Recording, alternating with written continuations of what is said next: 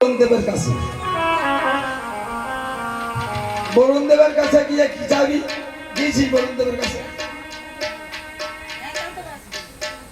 দেবের কাছে গিয়ে শিলাবৃষ্টি চাইবে। বরুণ দেব শিলাবৃষ্টি বর্ষণ করবে। ওখান থেকে যাবে কোথায়? পবন দেবের কাছে গিয়েছে, আপনারা সব শুনেছেন। পবন দেবের কাছে যাবে,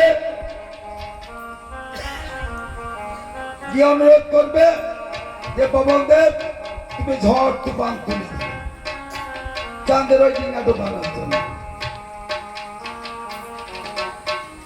গিয়েছে পবন দেবের কাছে, গিয়েছে, আমি শুনেছি বসে বসে।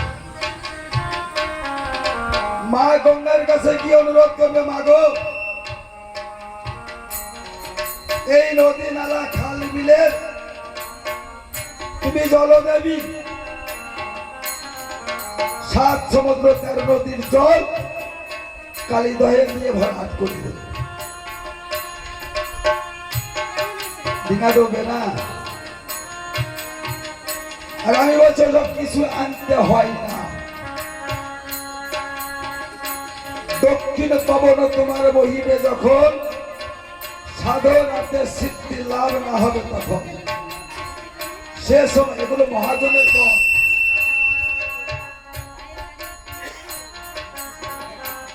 দক্ষিণ পবন তোমার বহিবে যখন, সাধনাতে সিদ্ধি লাভ না হবে তখন। সে সময়ে রসময়কে ধরিতে নামিবে। রসময় মানুষের গোবিন্দকে। সে সময়ে রসময়কে ধরিতে নামিবে, লাভেতে কলঙ্ক হবে আর প্রাণ হারাইবে। সেই সময়ে দিতে গেলে পারি তরি যাবে মারা, সকলে হারাবে, চাঁদ হবে আত্মহারা। এই চম্পকনগরের রাজা একা নয়, বিশ্ব জগতে যত চন্দ্রধর আছে, যদি এই বায়ু যোগ সঠিক না করতে পারে, এই ভব নদীতে তরি ডুবিয়ে যায়।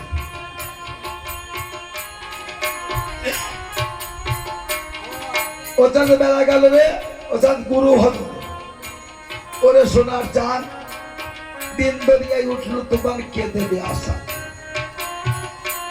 তাহলে গুরু ব্রহ্মা, গুরু বিষ্ণু, গুরুদেব মহেশ্বর আজকে ভোলানাথ বলেছে আমি ব্রহ্মা রূপে সৃষ্টি করি, আমি বিষ্ণু রূপে পালন করি, আমি রুদ্র রূপে সংহার করি। আমি ব্রহ্মা, আমি বিষ্ণু, আমি মহেশ্বর। তাহলে আমার সেই গুরুদেব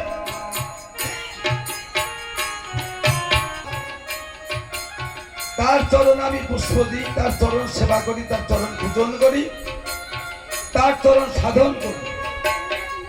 তুমি কোন গুরুর কথা বলছো তুমি সেটা বোঝালে না। বেলা গেল রে, এলো সন্ধ্যাকাল, তোরা মানবের জন্য ঘোড়াইলে একবার হরিব। তুমি এই গানটা দিতে পার? জানো না চাঁদ সেদিন কবে হবে, যেদিন সময় বুঝে সমন রাজা নিদান সমন দেবে। শুধু চাঁদের একার নয়, সকলে জানো না চাঁদ সেদিন কবে হবে, যেদিন সময় বুঝে সমনে রাজা নিদান সমন দেবে। সেদিন ছেঁড়া চাটায়ে ভাঙা খাটে বিচালিতে বাঁধবে এটে, লইয়ে গিয়ে শ্মশানে ঘাটে আগুনে পোড়াবে। জানো না মো চাঁদ তোমার সেদিন কবে হবে। সেই দিন ভাই বন্ধু তারা পুত্র, কাঁদবে তারা দুদিন মাত্র। তোমার ধনে হয়ে মত্ত তোমার ভুলে যাবে। জানো না চাঁদ সেদিন কবে হবে। তুমি এসেছো একা, যাবে একা, কেবল মাত্র পথের দেখা। আমরা সংসারে এসেছি অভিনয় করে, অভিনয় শেষ হয়ে যাবে। যার যা অভিনয় আছে, অভিনয় শেষ হয়ে যাবে, সে তার গন্তব্যস্থানে পৌঁছাবে। কেউ তাকে ঠেকিয়ে রাখতে পারবে না যেদিন ডাক পড়বে। তাই মহাজন বলছে তুমি এসেছো একা, যাবে একা, কেবলমাত্র পথের দেখা। অন্তকালে, অন্তকাল বলতে শেষের কালে, অন্তকালে হরি সখা দাস পীতম্বর ভাবে জানো না চান তোমার সেদিনই করবে।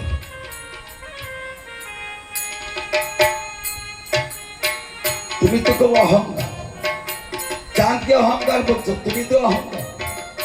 আমার মনে হচ্ছে বিশ্ব জগতে তোমার মতো শিল্পী আর নেই।